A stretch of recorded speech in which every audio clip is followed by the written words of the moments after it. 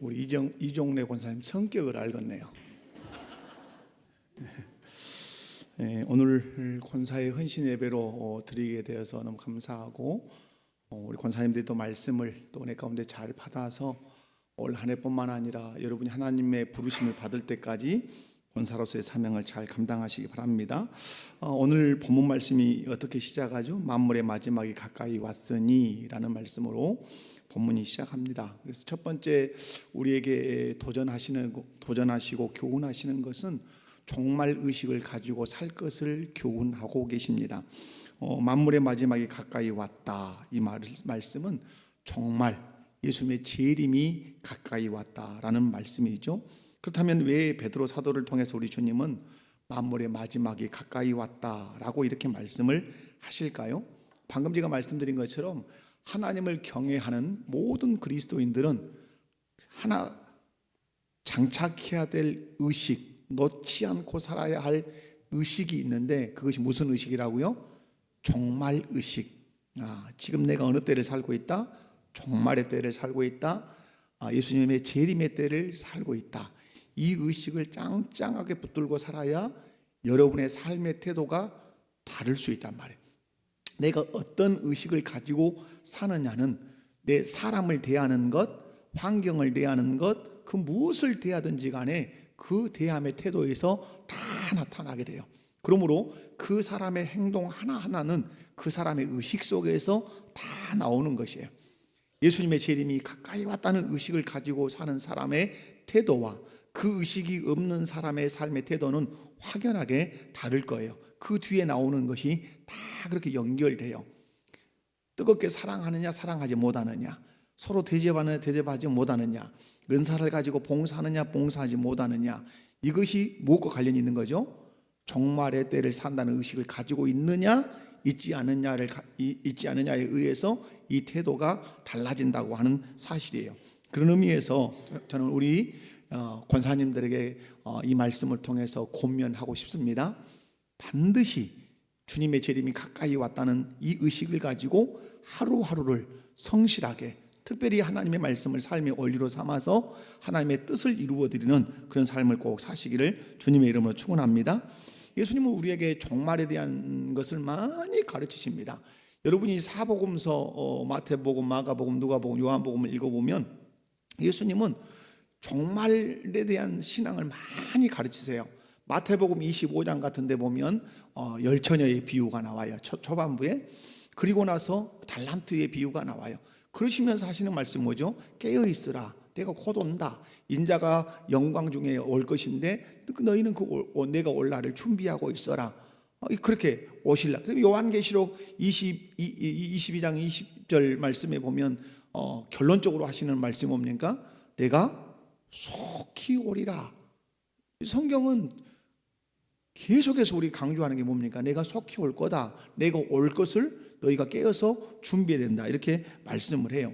그런 의미에서 다시 한번 우리 권사님들에게, 그리고 우리 목포교회 모든 성도들에게 강조하고 권면하고 싶은 것은, 내가 지금 어느 때를 살고 있다? 종말의 때, 예수님 재림이 아주 가까운 때를 살고 있다라는 사실을 여러분 기억하시고 종말 의식 가지고 살아가시기를 주님의 이름으로 축원합니다. 그러면 종말 의식을 가지고 살 때 오늘 첫 번째 또 권하는 것이 이제 뭐죠? 정신을 차리고 근신하여 기도하라.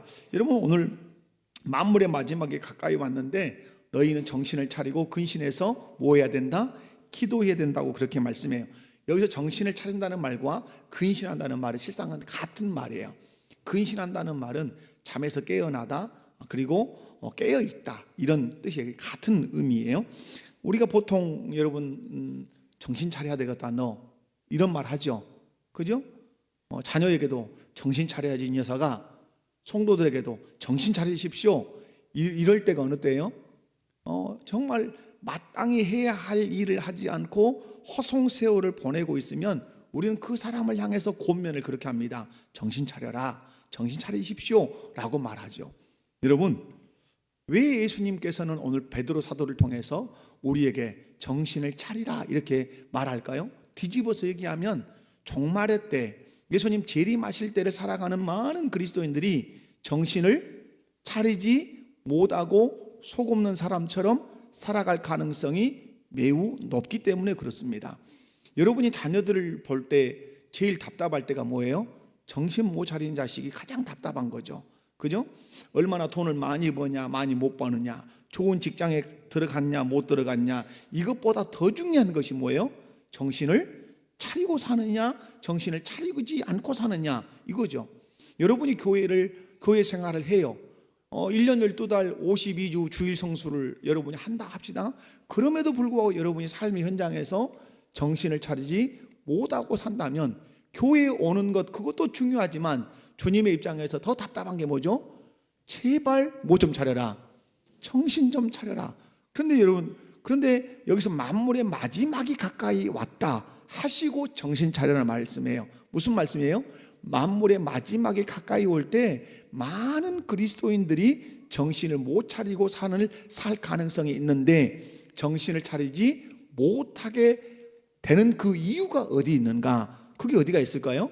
그것은 반드시 마귀가 우리로 하여금 정신을 차리지 못하도록 우리의 정신을 혼미하게 한단 말이에요. 무엇으로 우리의 정신을 혼미하게 하죠? 세상에 많은 것들을 범으로, 세상의 많은 것들을 들음으로 우리의 정신을 혼미하게 해요. 그게 뭐죠? 무엇을 먹을 것인가, 무엇을 입을 것인가, 무엇을 마실 것인가에 우리의 넋을 쏙 갖게 만들어요. 이번에도 우리가 이제 우리 장로님들하고 이렇게 선교지 갔잖아요. 보니까 골프 치러 엄청 많이 갑니다.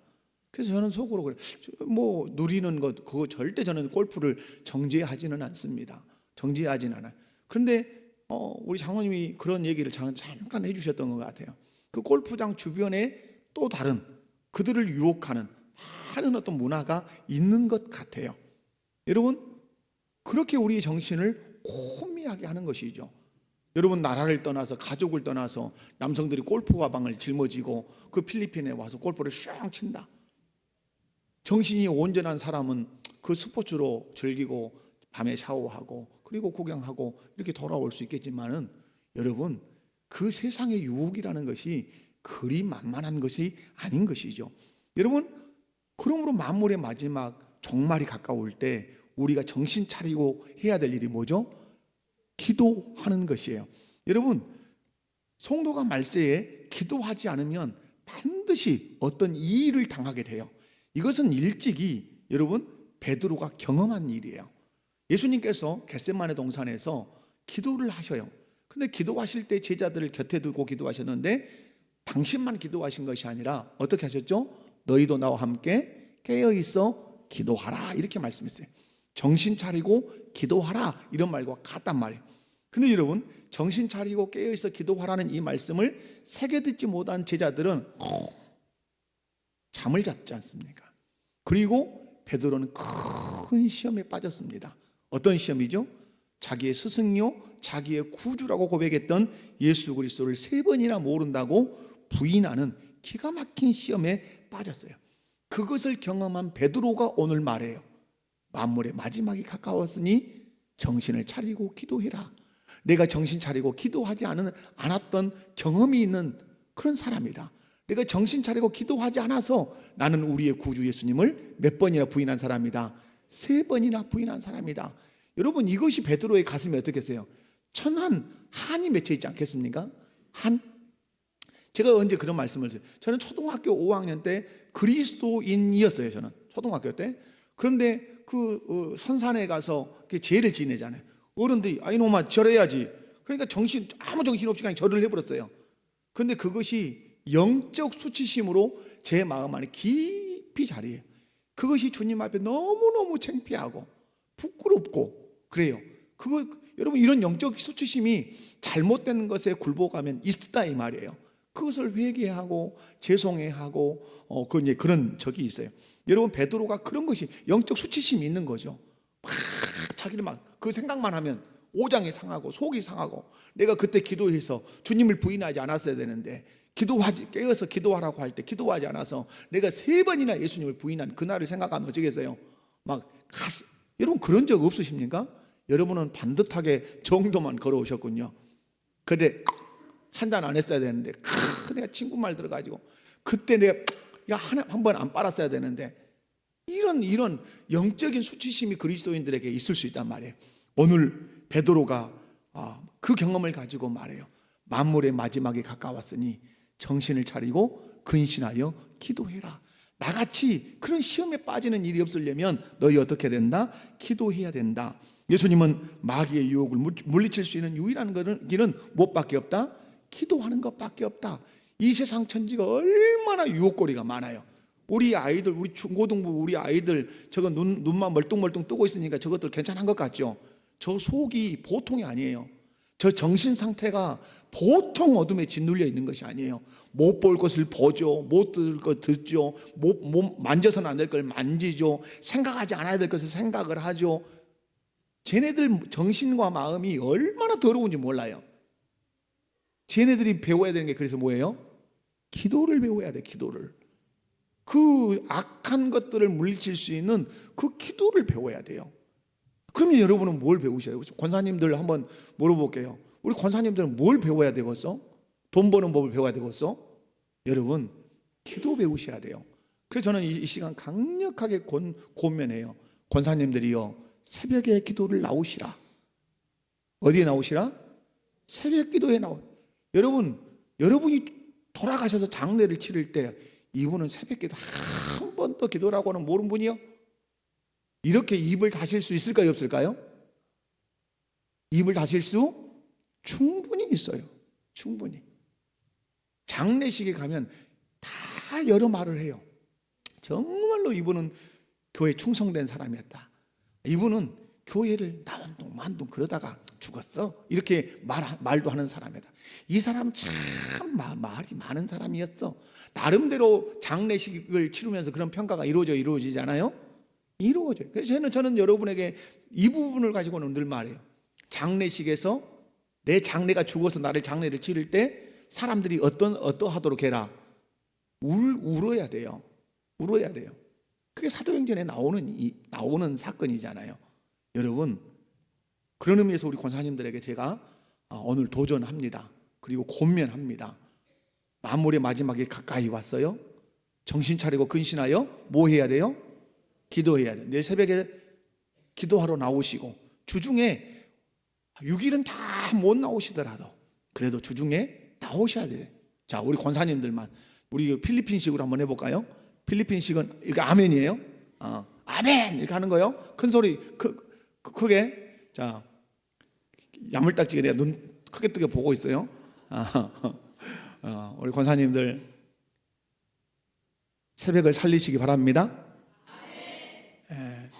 우리 권사님들 새벽을 깨우시기 바랍니다. 그래요. 그래야 그러셔야죠. 여러분, 새벽 기도라고는 권사로서 모르고 살았다. 그건 불명예예요. 불명예. 아이고, 난 새벽 기도 못 하겠어요. 그런 분이 있어요. 아이고, 말도 안 되는 소리예요. 저희들 필리핀 얘기, 필리핀 갔다 오면 필리핀 얘기만 나오네요. 여러분 새벽에 당신 2시 비행기 탄다, 4시 비행기 탄다, 나는 그거 못 가요, 이럴 사람 있어요? 다 거짓말이요. 자식 수술하는데 5시에 새벽 5시에 수술합니다. 그럼 여러분, 나는 뭔 일이라서 수술을 못 가요, 그럴 분 있어요? 다 손 공갈이요. 여러분, 나올 수 있어요. 아멘이십니까? 만물의 마지막이 가까이 왔습니다. 정신을 차리고 기도해야 시험에 들지 않고 마귀의 유혹을 물리칠 수 있을 줄로 믿습니다. 뿐만 아니라 오늘 말씀을 보면 이렇게 말씀하죠. 8절에 무엇보다도 뜨겁게 서로 사랑할지니 사랑은 허다한 죄를 덮느니라. 아멘. 그러므로 종말을 사는 그리스도인들이 해야 할 일이 무엇입니까? 뜨겁게 사랑하는 것입니다. 그런데 여러분 8절을 눈여겨 이렇게 보시면, 성경을 눈여겨 봐야 돼요. 8절이 어떻게 시작하죠? 무엇보다도. 오늘 여기서 몇 가지를 얘기하죠? 기도를 말하죠. 사랑을 말하죠. 그리고 뭘 말하죠? 대접을 말하죠. 봉사를 말해요. 그런데 이 4가지를 말하는데 베드로 사도가 뭐라고 얘기하죠? 이 4가지 중에서 무엇보다도 라는 말은 이 4가지 중에서 이것이 가장 우선된 일이고 가장 집중되어야 할 일이라고 말해요.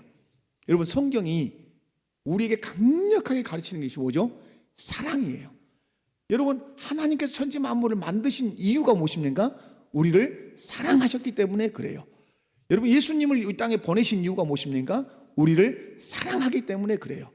그리고 십계명을 쭉 짜면 한마디 한 단어가 나오는데 그게 뭡니까? 하나님 사랑, 이웃 사랑, 사랑이라는 단어만 딱 남아요. 그러므로 여러분, 우리가 힘쓰고 우선해야 할 일이 뭡니까? 서로 사랑하는 것이에요. 그러므로 우리 기독교를 무슨 종교라 그러죠? 고행의 종교가 아니에요. 우리 기독교는 사랑의 종교예요. 하나님을 사랑하고 이웃을 사랑하는. 그런데 오늘 사랑할 때 어떻게 사랑하라고 말씀하죠? 뜨겁게 사랑해라. 뜨겁게. 그럼 여러분, 뜨겁게 사랑한다는 말이 뭔지 아십니까? 뜨겁게 사랑하는 것은 이것이다. 뜨겁게 사랑하는 것은 그리움이 있는 것이에요. 그죠? 보고 싶음이 있는 것이에요. 해주고 싶은 거예요. 이것을 가장 잘 이해할 수 있는 사람은, 연애를 뜨겁게 한 사람은 이해할 수 있어요. 아무도 연애를 안 하고 다 중매 결혼한 사람들이에요. 보니까 전혀 표정이 없어요. 여러분, 뜨겁게 사랑을 했을 때를 생각해 봐요. 내 아내를, 내 남편을 내가 뜨겁게 사랑했을 때 무엇이든지 해주고 싶죠. 다 용납이 가능해요. 그죠? 용납이. 나쁜 것도 좋게 보여요. 그래서 여러분, 오늘 뜨겁게 사랑할 때 그 사랑의 중요한 특징을 딱 하나를 말했어요. 그게 뭐죠? 허다한, 그러죠, 죄를 덮느니라. 과거 우리 개역 한글성에는 한글성 아마 허물을 덮는다 이렇게 돼 있어요. 여러분, 허다한 죄, 한 개의 죄 덮기도 힘들어요. 그래요, 안 그래요? 여러분 한번 생각해 봐요. 한 개의 죄 덮어주는 것도 지질이 힘들어요. 그런데 무엇보다 우선해서 집중해서 뜨겁게 연애하는 심정으로 사랑을 하면 그 허다한 죄라 할지라도 어떨 수 있는 능력이 생긴다? 덮어줄 수 있는 능력이 생긴 거예요. 여러분, 예수 그리스도의 십자가의 구속의 공로, 그 피 흘림이 우리의 죄를 씻었다 이렇게도 말도 하지만, 우리의 죄를 그 피가 덮었다 이렇게도 말해요. 가렸다 이 말. 다 가려졌어요. 그래서 누가 봐도, 심지어는 심판대 앞에서 하나님 앞에 가도 우리의 죄가 보여요? 보이잖아요? 보이지 않아요. 왜? 다 덮어버렸기 때문에. 여러분, 그러므로 내가 오늘 사랑을 하고 있다, 사랑을 하지 않고 있다는 무엇으로 알 수 있죠?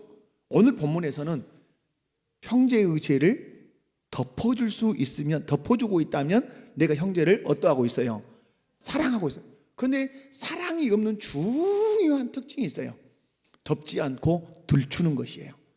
저 사람은 이렇게 했다, 이 사람은 이렇게 했다. 그래서 잘못된 것들을 자꾸 드러내고 들춰내고 말하고 흉보고 이렇게 하는 것은 그 사람이 똑똑하고 영리해서 그러는 것이 아니라 그 사람 안에 사랑이 없기 때문에 그러는 것이에요.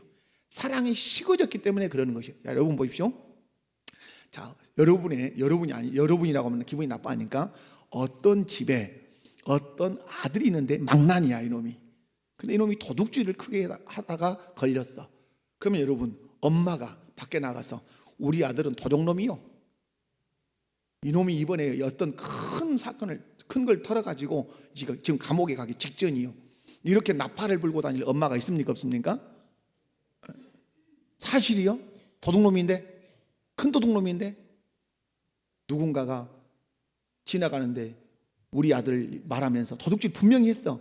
저놈 도둑놈 자식이요. 그러면 여러분 기분, 그래요, 사실이잖아요. 도둑질 했으니까 맞지, 도둑놈이지, 이렇게 갑니까? 성질이랍니까? 도둑질을 한 도둑놈임에도 불구하고 내 자식을 도둑놈이라고 하면 내 안에서는 열불이 나, 듣기 싫어. 이유는 하나요. 무엇 때문에 그러죠? 사랑하기 때문에 그래요. 교회가 시끄러운 이유는 뭐죠? 교회가 갈등이 생기는 이유는 뭐죠? 허물을 들추기 때문에 그래요. 잘못을 드러내기 때문에, 자꾸 말로 뭔가를 들춰내기 때문에 교회가 시끄러워지는 거예요. 이유는 뭐죠? 그것이 사실이에요. 사실 그 잘못이 있는 게 사실이에요. 그런데 여러분, 오늘 성경 말씀으로 보면 그 이유가 무엇이죠? 사랑하지 않기 때문에 허물을 들추는 것이요. 사랑하면 정말 사실적으로 큰 도둑놈임에도 불구하고 누군가가 네 아들 도둑놈이요 그러면 내 오장이 상한단 말이에요. 그걸 숨겨주고 싶은데 들춰내니까 속이 상해. 교회 안에서 여러분이 그리스도인으로서 함께 하나님 아버지를 섬기는 그리스도인으로서 누군가의 허물이 보인다면 덮어주고 싶은가? 들춰내고 싶은가? 그러면 사랑이 있는가? 없는가? 여러분 가늠할 수 있어요. 저는 여러분 안에 하나님의 사랑이 부어졌다고 믿습니다. 왜냐하면 예수 그리스도를 통해서 여러분에게 하나님께서 사랑을 부어주셨어요. 이보다 더 큰 사랑을 받은 사람은 그리스도인 외에는 아무도 없어요. 그 큰 사랑을 받았다는 말은 내 그 모든 허물을 다 가리움, 덮어줌을 받은 사람이라 이 말이에요. 그 사랑을 아는 사람이라면 형제의 자잘한 잘못들은 그 사랑으로 충분히 덮어낼 능력이 우리에게 있다고 말씀하시는 거예요. 사랑하는 우리 목복교회 성도 여러분, 여러분 안에 사랑이 있음을 증명하십시오. 무엇으로? 뭔가를 줌으로도 증명하지만 아주 중요한 사랑 증명은 무엇입니까? 형제의 죄를 어떠함으로 덮어줌으로 그 사랑을 증명하셔야 돼요. 그 공동체가 힘이 있는 교회예요.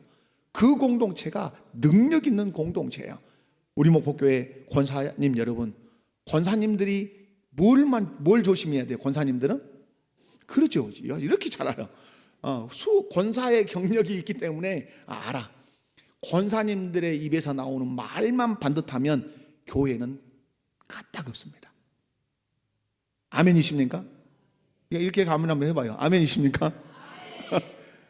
아주 숙달이 안 돼서 분명해요. 여러분, 사랑하면 준다, 뭐한다 이것보다 더 중요한 사랑의 특징이 뭐라고요? 오늘 말씀에 허다한 죄를 덮는 것이다. 우리 권사님들은 다 그래서 어떠해야 돼요? 허다한 허물을 잘 덮는 사람이 엄마예요, 엄마. 그러므로 권사님들은 교회에서 정말 누구 같아야 돼요? 정말 엄마 같아야 돼요. 근데 지잡대끼 주일 학생들 잡는 권사님들도 있어요. 내 이놈의 새끼 어디서 그런 버리장머리 해갖고 왔냐. 이렇게 좋은 권사님 같지만 결코 좋은 권사님 아니에요. 거기에 그 아이가 감동할 수는 없어요. 꼭 알아주면서 사랑한다 하고 그 아이의 허물을 놓고 함께 기도해주고 더 잘할 수 있을 거야. 그렇게 격려해주고 사랑으로 허물을 덮어준다면 그 아이가 변화되지 않겠습니까? 오늘 우리 권사님들이 잘 하셔야 될 것, 또 우리 목복교회 성도들이 그 무엇보다도 열심히 해야 될 것, 뜨겁게 서로 사랑하자. 그 사랑의 특징이 무엇으로 드러나야 된다? 성도들의 허물을 덮어주는 것으로 드러나야 된다. 그러면 이거 정의의 관념과는 좀 제가 놔두고 가겠습니다. 자, 그 다음에 9절 말씀에 서로 대접하기를 원망 없이 하라. 여러분, 권사님들이 몸에 이끌어야 할 중요한 행실이 있습니다. 그것이 무엇입니까? 대접하는 것입니다. 여러분, 제가 목회를 이렇게 해보면 약해지는 것이 있습니다. 연세 드신 권사님들과 연세가 지금 젊은 권사님들은 차원이 달라요. 무슨 차원이 다른 줄 아십니까? 좋은 게 다른 게 아니라 대접하는 힘이 약해져요. 정말 그렇습니다. 지금 70, 60 정도만 되셔도 꽤 잘하십니다. 대접이 뭔가를 알아요. 그런데 아래로 내려오면 내려온 만큼 깍쟁이 같아요. 옆에 권사님들 손잡고 한번 말해봐요. 깍쟁이 권사 되지 맙시다. 뭔 날인지도 모르고 이때는 뭘 해야 될지도 모르는 그런 분들이 있어요. 여러분, 오늘 서로 대접하기를 뭐 없이 해라? 원망. 여기서 이제 대접은 1차적으로 이 베드로 사도가 말하는 것은 복음을 전하러 다니는 순회 전도자를 말하는 것이 1차적인 메시지가 있어요. 그러나 포괄적으로 보면 우리 그리스도인들은 대접해야 돼요. 그죠? 복음을 증거하는 선교사님도 대접해야 되고, 연세 드신 어르신들도 대접해야 되고, 여러분 장로님들도 대접해야 되고. 한번 물어봅시다. 여러분이 일평생 살아가시면서 장로님들에게 선물해 보신 적 있으세요? 장로님들에게 정말 우리 교회를 위해서 헌신해 주셔서 고맙습니다. 편지를 쓰거나 장로님한테 그런, 제가 지금 장로님한테 겁나 잘 보이려고 지금 하는 겁니다. 아부를 떠는 거예요. 13분의 장로님에게 내가 엄청 지금 아부를 떠는 설교예요. 그렇게 생각하지 마십시오. 여러분, 앞에서 기도하고 또 중직을 치고 그렇게 가면 항상은 못하더라도 마음을 담아서 이렇게 장로님 존경합니다, 수고하십니다, 이런 전통이 어디 안에 있어야 돼요? 교회 안에 흘러가야 돼요. 그것을 우리 권사님들이 보여내고 가르쳐야 돼요. 그래서 앞선 노 권사님들은 가르쳐 줘야 돼요. 이렇게 섬기는 것이란다, 이렇게 봉사하는 것이란다. 그래서 권사님들이 잘해야 되는 것이 뭐라고요? 하기 싫은가 어쩐가? 자, 잘할 줄로 믿고 옆에 분들 손잡고 한번 다 같이, 저도 대접을 잘해야 되고 우리 모두 잘해야 되고, 오늘 권사의 헌신 예배니까 좀 집중해서 말씀을 드리는 거예요. 대접을 잘하는 성도가 됩시다. 교회는 또 어디를 대접해야 되죠? 세상을 대접해야 되죠, 교회는. 그래서 여러분, 저는 이번에 이제 필리핀 이렇게 다녀오면서도 제 마음에 많은 기도, 필리핀 선교지만이 아니라 이 목포 지역을 향한 마음이 제 마음 안에 많이 있어요. 그러나 아직 그 여력이 되지 않고 있기 때문에, 그 분위기가 되지 않고 있기 때문에 꺼내놓지 않고 있는 것이죠. 분명한 사실, 대접 잘하면 거기에서 느끼는 게 뭐죠? 그리스도의 사랑을 거기서 느끼는 거죠. 여러분이 어디를 갔는데 누군가가 나를 환대한다는 그 정성을 다하고 환대한다는 느낌을 받을 때, 그때 내가 뭘 잘 받았다 그러죠? 대접 잘 받았다 그래요. 여러분, 그렇게 하셔야 돼요. 아멘이십니까? 그래서 우리 목포교회 권사님들, 그러면 뭘 잘하는 권사님들로 대접 잘하는 거. 그래서 외부에서 손님이 온다 그러면 여러분 똑소리 나야 돼요. 우리 목포교회 권사님들 어떻게 정말 잘 섬기고 정말 대접 잘한다. 그것이 실상은 하나님으로부터 주어지는 복을 받는 길이기도 한 것이죠. 자, 그 다음에 10절에 보면 각각 은사를 받은 대로 하나님의 여러 가지 은혜를 맡은 선한 청지기까지 서로 뭐하라? 봉사라. 자, 여기서 재밌는 것이 있어요. 10절에 보면 각각이란 말이에요. 무엇을 받은 대로? 은사. 이 말씀 뭐예요? 각각 개인에게 뭘 다 주셨다. 그러므로 은사 없는 사람이 있다 없다? 없다 이 말. 예수 그리스도를 구주로 믿을 때 성령께서 우리에게 다 은사를 주세요. 그리고 예수 믿기 이전에 가지고 있었던 재능이 뭐가 되기도 하죠? 은사가 되기도 해요. 그래서 각각이라는 말을 썼어요. 우리 모두에게는 은사가 있어요. 그런데 재밌는 것은 은사를 받은 대로 하나님의 여러 가지 은혜를 맡은 선한 청지기가 서로 뭐하라? 봉사. 여러분, 봉사하게 하기 위해서 뭘 주신 거죠? 은사 주신 거예요. 그러니까 우리 주님은 그냥 아무것도 안 주고 봉사해라 이렇게 말씀하지 않고 그것을 잘할 수 있는 은사를 주시고 무엇을 요청하시는 거죠? 봉사를 요청하는. 꾀꼬리같이 노래를 잘할 수 있는 은사를 주시고 너 뭐해라? 노래로 봉사해라. 음식을 엄청 잘 만드는 실력을 주심으로 너 그거 봉사해라. 뭔가를 똑딱똑딱 잘 만드는 그 은사를 주심으로 너 그것 가지고 봉사해라. 정말 잘 가르치는 은사를 주심으로 너 가르치는 봉사를 해라 하고 주께서 우리에게 봉사하도록 뭘 주셨다? 은사 주셨다. 그럼 여러분 잘 알아야 되는 게 뭘까요? 내가 받은 내 은사는 뭘까? 여러분 자기 은사 알아요? 몰라요? 손 들어가면 안 되겠죠. 은사 구별은 어렵지 않아요. 은사는 여러분 못하는 게 은사가 아니에요. 노래를 저같이 박치요 음치요 한 사람이 노래 은사가 있겠어요 없겠어요? 그 노래 은사가 있는 건 아니에요. 그죠? 노래 은사가 있는 건 아니죠. 그러나 저에게는 은사가 있어요. 하나가. 저는 가르치는 은사가 있다고 저는 확신해요. 아멘 안 하시네. 저는 가르치는 은사가 있다고 저는 분명히 확신을 해요. 왜냐하면 왜 그럴까요? 가르치면 재미있어요. 가르치면 그렇게 재미있어요. 칠판 놓고 가르치면 더 재미있어요. 진짜로. 그리고 가르치고 나면 성도들이 알아듣기 쉬웠다고 항상 말해줘요. 그러니까 저는 확인이 된 거죠. 여러분이 하면 재미있고 그것을 통해서 다른 사람 기쁨을 누린다면 그것이 여러분의 은사예요. 은사 테스트 용지 가지고 50개 항목을 체크를 안 해도 알 수 있어요. 여러분, 내가 하면 재밌고 재밌는 걸 통해서 상대방이 기뻐해요. 제가 그런 것처럼 가르침 칠판 놓고 가르치면 그렇게 재밌어요. 그리고 나면 성도들이 참 목사님은 이해하기 쉽게 잘 가르쳐 주십니다. 이렇게 된단 말이에요. 이게 맞아 떨어져야 돼요. 나는 가르치기를 좋아하는데 엄청 어렵소. 못 알아듣겠어. 그럼 이거 가르치는 은사가 없는 거예요. 나는 열심히 음식을 만들어서 기뻐 줬는데 맛이 없다 그래. 그러면 이것은 이 은사가 있는 것이 아니에요. 그러므로 여러분은 은사를 생각해야 돼요. 오늘 왜 각각 주께로부터 받은 은사가 있기 때문에 그래요. 속으로 생각해 봐야 돼요. 나는 무엇을 할 때 기쁜가? 구제하는 사람은 자기 호주머니 돈을 여러분 다 이렇게 들어오는 것이 기뻐요? 일반적으로 꺼내서 주는 것이 기뻐요? 자고로 들어오는 것이 기쁜 사람이 있어요. 대부분은 호주머니로 돈이 들어와서 주머니가 두둑하면 다 기뻐해요. 그런데 구제의 은사가 있는 사람은 여기 있는 것을 못 견뎌요. 들어오면 줄 사람을 막 찾아요. 막 기도해요. 여러분 주려고 기도한 사람이 있습니까?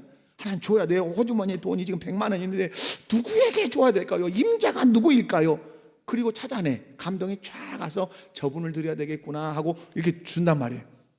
그러면 주면 속이 썩썩해야 돼. 100만 원이 여기 있다가 옆에 사람한테 줘버리면 속이 썩썩하고 약간 우리 애기 학원 이 2달분인데 이런 마음이 들어야 되는 이 사람은 결코 그 마음이 들지 않아요. 기뻐요. 줌으로 기쁘고 줌으로 막 더 주고 싶은 마음이. 그렇다면 당신은 무슨 은사가 있다? 구제의 은사가 있는 거예요. 여러분 은사 테스트 50개 항목 하지 않아도 알 수 있다 없다? 있다. 근데 은사를 주셔서 오늘 말씀하죠. 어떻게 알아? 선한 청지기 같이. 선한 청지기는 5달란트 2달란트 받은 사람을 생각하면 돼요. 열심히 일해서 남겨서 누구를 기쁘게 하는 사람, 주인을 기쁘게 하는 사람이 선한 청지기예요. 맡아서 잘 관리하는 사람. 사랑하는 성도 여러분, 여러분에게 은사가 있는 줄로 믿습니다. 그 은사 가지고 선한 청지기 같이 봉사하셔서 주의 몸된 교회를 거룩하게 세워가고 하나님 나라를 확장해 가시기를 주님의 이름으로 축원합니다. 11절 이제 태도죠. 어떻게 할 거냐 그냥 읽고 맞춰보도록 하겠습니다. 11절 읽습니다. 만일 누가 말하려면 하나님의 말씀을 하는 것 같이 하고 누가 봉사하려면 하나님이 공급하시는 힘으로 하는 것 같이 하라. 이는 범사의 예수 그리스도로 말미암아 하나님이 영광을 받으시게 하려 함이니 그에게 영광과 권능이 세세에 무궁하도록 있는. 아멘. 하나님이 하시는 것 같이 해라. 그런데 우리가 하는 기도, 그 다음에 뭐예요?